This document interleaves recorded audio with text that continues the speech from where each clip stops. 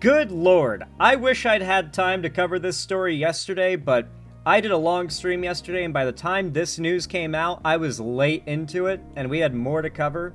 I just wasn't able to fit it in. But today, I'm happy to say we're going to get to follow up on it with a lot more context to work with. And that is the recent news that a volley of Russian drones was detected entering Polish airspace yesterday. And in response, Poland basically went on full lockdown, shutting down airports, and are now deploying a response to this active aggression from Russia. So with that in mind, I thought we'd go ahead and take a dive right on in, because this could... There's been a lot of cases in which people have said, oh my god, World War III is coming.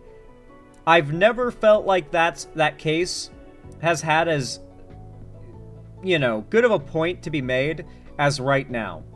Putin is currently testing the waters with the concept of a full, or at least partial, invasion of a European country. That is not a good thing. That's how World War III happens. These are scary times, folks. This is an important story. So without any further ado, let's hop right on into it and get ourselves good and informed.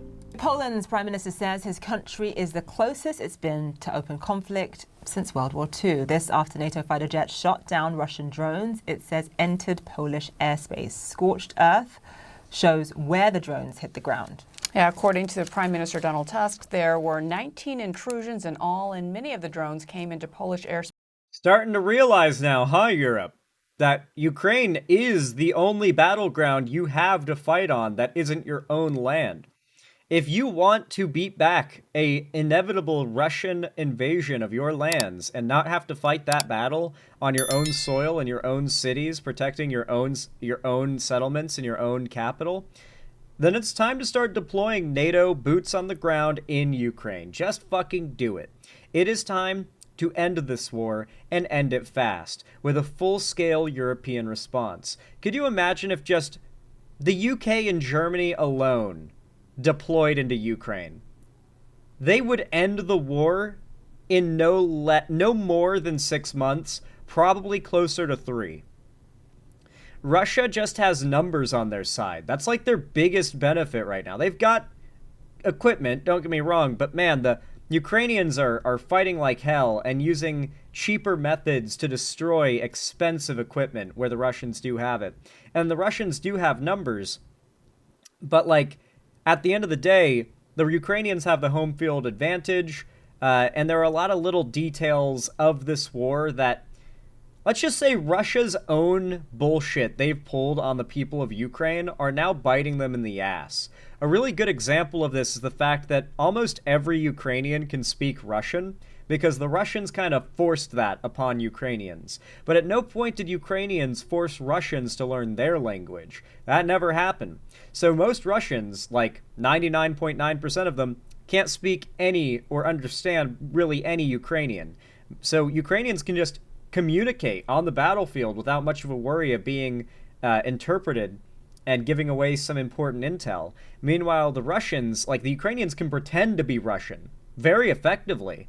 Like, they can put on an effective and convincing Russian accent and speak really good Russian, and even use Russian slurs and insults for Ukrainians against said Russians to convince them that they're part of a squad of Russians who thinks that the people inside the building are Ukrainians. And I've seen videos where they've used that method to lure Russians out of cover and shoot them. It's crazy stuff. This war is wild, but like I said, as scary as Russia is in all of this, they are scary, don't get me wrong, NATO is scarier, in my opinion.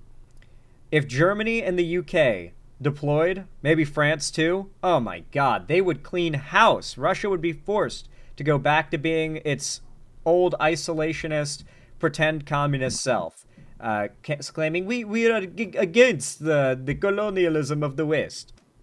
Space from neighboring Belarus, an ally of Russia. He said that he's activated NATO's Article 4, which sets the stage for consultations with NATO allies. Tusk also adds that it's the first time Russian drones have been shot down over a NATO member state's territory. After a meeting with Poland's National Security Bureau, Tusk said his country is ready to repel. Isn't that a war crime? Yes, but like, does it matter? How are they going to try you at The Hague if your country has been like wiped out by Russia? It's like at this point, like, yeah, when they're actively like invading and building bases inside of like evacuated Ukrainian homes, when you're trying to lure them out to get them into the line of fire because they are building a base camp inside of a Ukrainian house, then yeah, I'd say at this point, who cares? What Poland is calling Russia's act of aggression. We are most likely dealing with a large-scale provocation, but at the same time we're in consultation with our allies. I am in constant contact with the NATO Secretary General. Yes! This is so that we can respond to this type. Yes! Dude, light the beacons, please! Light the beacon of Amandine, okay? Signal to NATO, alright? Ukraine calls for aid, and NATO must answer, please! Type of threat as effectively as we did tonight. Oh, okay. I was scared for a second that, like, the video crashed. Behind me here is a meeting of what's called the E5 top European defence officials. The Polish defence minister meant to be had to rush back to deal with the crisis in his own country. The French defence minister, actually now the Prime Minister, but still a message here of unity they're trying to give out. The UK Defence Secretary John Healey calling this a new level of hostility from Russian. All right, if this spurs on the next World War, unfortunately, you could argue the shooting of Charlie Kirk is the new assassination of Franz Ferdinand. Unfortunately, the argument could be made. President Vladimir Putin, and saying that the actions taken by NATO jets, Dutch aircraft scrambled to intercept these drones, marks the first defensive action of its kind since... Come on, guys. It's time. Russia's testing the waters. You know what's next. You know what's next. Come on, guys. It's time to get involved. Ukraine must be the battlefield that Europe fights this war against Russia, or Europe will be the battlefield. Come on, we've had 2 world wars to learn what happens when we do that, okay? Come on. If anywhere has to be the battlefield, make it Ukraine. Deploy NATO, deploy troops from all around Europe, and mop up this Russian issue. Russia invaded Ukraine. What we know is that during the night, 19 intrusions were recorded by Poland into their airspace. That may not mean 19. Yeah, Germans, you can move your tanks through Poland this time. We welcome you to head out east. And Germany's just like, are you sure about that? Are you sure? I can't do a German accent. Like, they're like, are you sure about that? Like, this time you're cool with it? Like you're gonna let us go through. And you're gonna encourage us to invade Russia. All right, then. Okay, but don't you guys say... You said it was cool. All right, I got you in writing saying it was cool. Literally Germany right now. 19 separate drones, but certainly 4 of them shot down, according to some initial Polish official reports. And indeed, damage done to civilian infrastructure from that debris falling. Extraordinary to see some of the video. The noises we've become accustomed to hearing over Ukraine now over NATO territory. Russia's Ministry of Defense, referred to for answer on this by the Kremlin, have said they did not intend to target Polish sites. That's not the same as saying they didn't intend to send drones into Polish airspace, but they're also saying they're open to dialogue with Poland on this matter. Dude, the Russian oligarchy and Putin himself are masters of doublespeak. You can recognize it there in their response. Like, we never intended to attack any Polish sites, but they obviously, by omission, they never said they didn't send in a drone operation to maybe do some recon. Who knows? Polish airspace closed during the bid to counter these drones. Extraordinary to even imagine, frankly, this moment of NATO's eastern flank security being in doubt this far into Russia's invasion of Poland. A significant escalation by Moscow, whether they try to suggest... Wait, did he misspeak there? He said Russia's invasion of Poland? I don't think that's happened yet. It might be, but I think he meant Ukraine. This was potentially a navigational error or the result of GPS jamming or something, as they may do in the days ahead. Clearly a designed move here to test NATO's response. So far, when I stepped out of here, we have not heard of concrete measures potentially from NATO to respond to this, or the UK Defence Minister did say they would be instructing UK forces to look at ways of bolstering Poland's air defences. Germans and Polish soldiers deploying into Ukraine, fighting the Russians. I never thought I'd die fighting side by side with a German. What about side by side with a friend? I could do that. But a real moment of test here, certainly for the White House as well. I should remind everybody that on Sunday, when asked after her pretty horrific record assault against Kiev, President Trump was asked if he was ready for the next wave of sanctions against Russia. He said he was. He said he talked to Vladimir Putin very soon. He said indeed that European leaders will be going to DC to talk with him about that. None of that has happened now on Wednesday, and he said those visits would occur by Tuesday. So a lot of questions now as to Trump's response, whether there will be a unified NATO response, including the US, to this extraordinary, unprecedented violation of Poland's airspace. I should point out there are many concerned that this may just be the beginning, that Russia may be trying to test and see what pushback it gets from NATO from trying something like this, and then may again try to violate Poland or other Eastern NATO members' airspace. And indeed, I should also point out to everybody that this was part, it seems, these drones launched as part of another substantial attack against Ukraine. 400 drones launched that same night. The fact that... Oh my god, what are you, Russia? Fucking Iran? I do think that there is a possibility of a new axis of evil in the 21st century, made up of Russia, Iran, China, North Korea. Like, these countries are already collaborating to some extent, less so Iran when it comes to Ukraine, but like very much like I can see these countries buddying up with a sort of unified distaste for the West, quote unquote, more so using the concept of the West as political fodder among their own populations, among their own voters.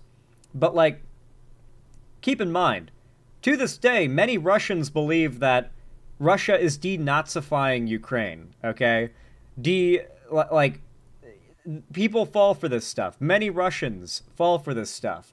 There are a lot of Russian nationalists, okay? It's a big problem over there. Thankfully, there are a lot of younger Gen Z Russians that aren't standing for it, that are protesting as much as you can in fucking Russia. You know, not exactly the most free place. But there are levels of resistance among the Russian people. There are people who recognize the government's bullshit and are calling for it to stop. The same is true in Israel. A lot of Gen Z Israelis marching in the streets, though they've got more freedom to do so than Russians do, marching in the streets against the genocide of of Palestinians in Gaza and the West Bank. No more settlement building, no more bombing of hospitals and schools. They don't want that shit anymore. Not every single Israeli is an Israeli nationalist who backs that psycho war criminal Netanyahu. Keep that in mind. Not every Russian is a pro-war criminal Russian nationalist psycho who supports that war criminal Putin. Countries are unique. I see way too much generalizing about these countries online these days.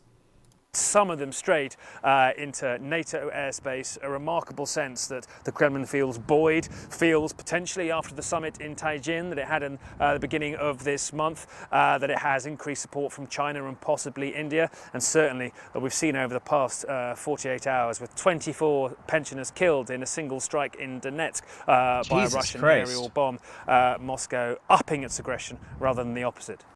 Attacking old people. And many thanks to Nick Payton-Walsh for that report. Let's get some more perspective on this. Let's bring in former US Ambassador to Poland and Sweden, Mark Brzezinski. It's a pleasure to have you on the show. Certainly the perfect person to talk to about all of this. Hey, it's a Polish last name. It's perfect.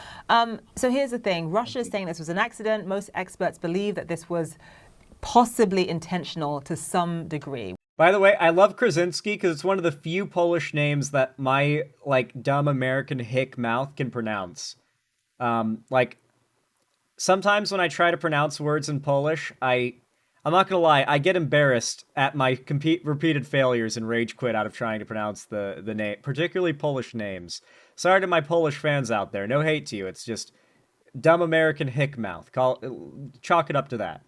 We know that Article 4 was triggered. That triggers consultations, but not necessarily a military reaction. When it comes to NATO's response, given that Vladimir Putin only seems to understand... Yeah, no, Putin's actual response. Relax, guy. It was just an accident. And the language of aggression, what is the right response by NATO here, do you think? It's hard to avoid the conclusion that there is a degree of mission creep on Putin's part as he continuously spreads this conflict to the West. And you remember that for President Joe Biden, the worry about expanding the war was the fundamental worry. And it looks, frankly, like President Putin, step by step, is doing that.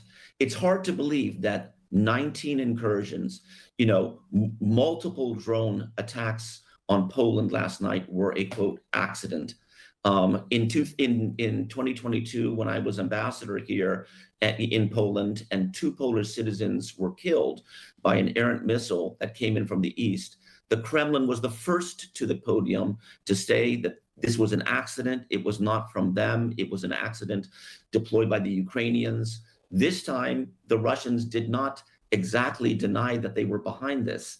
And so, this is a step-by-step escalation at a time when President Trump, and I applaud him for doing this, when President Trump is trying to bring... Stop glazing him. Stop being so scared of getting sued. Come on. Democracy dies in darkness. Y'all remember that, right? The Russians and Ukrainians together, it looks like Putin is simply not keeping his word and, creating a context in which peace and a ceasefire can be found. So, Ambassador, given everything you just laid out, how fine is the line now between deterrence and escalation at this point? NATO members seem to agree that this is Vladimir Putin testing the resolve of NATO allies. But with that response now from NATO also comes a significant risk.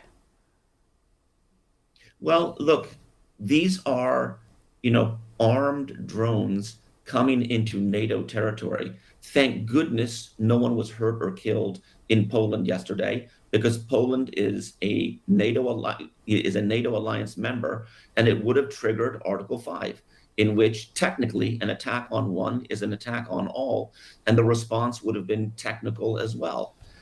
Come on, Russia. Poke the bear one more time. Do it, Putin. Do it. You're so invincible. Your country's so big. Aren't you so macho? Poke the bear one more time. Do it. Come on. Do it. I so badly want to see Europe show up in this war. Boots on the ground. I want it to be the modern day equivalent of when Theoden arrives at the Pelennor Fields and charges upon the orc army that's sieging Minas Tirith. I want a modern day equivalent of that. And no, I am not calling Russians orcs. I only just realized that I kind of implied that, and that's a thing. Though I'm not gonna lie, I can see why that insult has taken up so much traction. We don't want this horrific conflict in Ukraine, which has claimed over 1 million casualties, to spread. But that's precisely what these incursions can trigger. And so I think it's important, to answer the previous question, that NATO make an extremely clarified response to Putin, that this was not okay, that there will be consequences, and those consequences aren't just threats, that they happen now in the form of sanctions, in the form of some kind of joint cooperation between the NATO countries to create bulwarks against drone attacks and drone incursions from Russia. something should be done to visibly convey to Putin that there will be consequences when these things happen, and this is step one of those. Is this the kind of thing that will at least trigger a greater increase in European defense spending at the very least? That's a great question. And I think even a couple of weeks ago, after the Trump-Putin meeting in Alaska, there was a focusing of the minds among European leadership that Ukraine is not just an American problem. It's actually a European problem. And Yes, this is literally the most obvious shit ever. I am not a political, a political expert, quote unquote, but I'm like definitely not a geopolitics expert, even though I seem to have the more realistic and reasonable takes of most on every mainstream geopolitical issue, at least compared to many people on the left who just completely go crazy on a lot of issues. Regardless, though, like, I'm no expert on this, and it has been obvious from the beginning, like, at some point, either Ukraine wins this war on their own, or they start losing it so hard that Putin pokes the bear that is Europe, and Europe is like, oh shit, we don't want Ukraine to be a Russian satellite nation touching Europe, touching Poland. Like, he could launch an invasion of Europe through Ukraine so easily, right? It's a terrifying prospect. I've been saying from the start of this war, guys, don't worry. If push comes to shove, Europe will deploy, and they will stop this invasion in its tracks if things get that scary. Like, I hope Ukrainians know that at the end of the day, like, there is that, cresting horse over the hill at sunrise that is all of Europe's military coming down hard on Russia. Because they do not want Ukraine to be controlled by Russia. That is not in the best interest of any European country, period. The Europeans are going to have to cooperate, develop a security strategy, and begin to deploy resources, meaning money, to pay for security and ultimately the rebuilding of Ukraine. I think this will what happened last night in Poland, a NATO pact country, an EU country, will further concentrate the minds of the Europeans, that the Europeans will have to collectively engage on this and develop probably a European unified response to address this. But I'm hopeful, based on what happened the last couple of weeks, that the European leaders are up for it. Is this not, though, Ambassador, Putin once again thumbing his nose at President Trump specifically? It was the president who had just welcomed the prime minister last week at the White House. And you also now have Europeans, rightly so, expressing alarm. Will that message only be delivered to Vladimir Putin now as sharply as you say it should, if it comes from President Trump, though? No, let's be real. Like, America's scary and all, but, like, America is like One Punch Man, like Saitama. Like, you don't need Saitama to come out and handle the villain. There are some pretty strong heroes that can handle the villain as well. But if no one else can, then yeah, you do need to call out America, the Saitama of all war on the planet, to come one punch Russia into oblivion, or at least kick their asses out of Ukraine. Like, that would be ideal, but no, we don't need America to do this. Europe can handle it just fine, easily. My worry is that President Putin isn't really interested in peace, frankly. My worry is that he is a KGB agent who has resolve.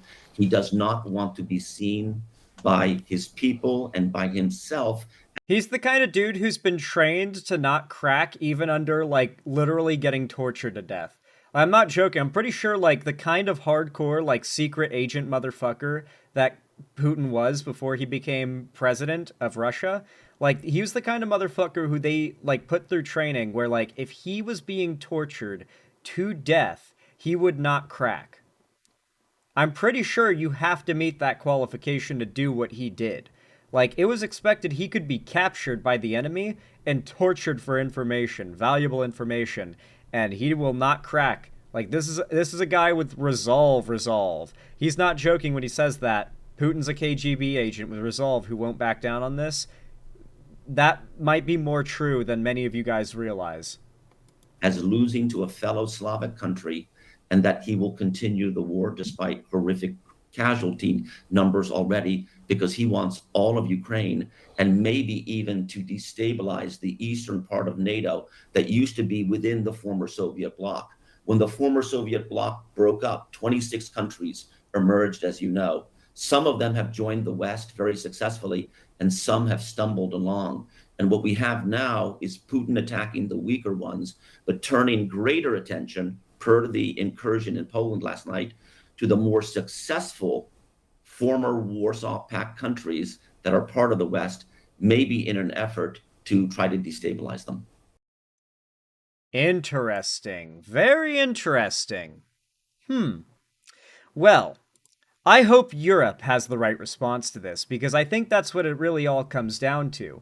Will the EU, or NATO I should say, respond by saying, we're not putting up with this. Russia, if you fuck with us again, frankly, if you don't start winding down your invasion of Ukraine after this, we're deploying, and many, many, many, many Russian soldiers will die trying to fight your pointless invasion. You go ahead and have fun explaining that to your own people next time you hold one of your sham elections. Imagine if Europe basically responded with that. The heat would be crazy, bro. The fire would be getting spat, and the crowd would be cheering. Anyway, folks, if you enjoyed this segment, if you found my coverage entertaining, enjoyable, or educational in any way, then please consider hitting that like button if you want to support it, whether it be in the future or the present when you're watching the live stream or the video that'll come out down the road. Likes and comments really do go a long way to boost the channel, and hey, don't forget to consider dropping a hype as well. The hype feature is new with YouTube, but apparently it also really works to help boost content in the algorithm. I mean, it's literally hyping up a video. And then, of course, if you want to see more from me, consider subscribing and ringing the bell icon to turn on all notifications so YouTube actually tells you when I go live or upload new videos in the future. And of course, if you want to see more from me on other platforms, follow my social medias, linked down below in the description, particularly my fan Discord, as I actually host gaming events, call-in streams, watch parties, movie nights, and other events in my Discord every week on Fridays. And you don't want to miss anything? That's the place to be. You won't regret joining. Link down below, like I said. And finally, if you want to support me directly, financially, help me keep the lights on and a roof above my head here at the Xander Hall studio, then please consider donating, subscribing, or gifting a sub on my website, xanderhall.com/live. Or support me through YouTube, Twitch, Streamlabs, Stream Elements, Patreon, or buy some custom Xander Hall merch through the Streamlabs link down below. Regardless of how you support me though, thank you all so much for watching, as always, and have a good one.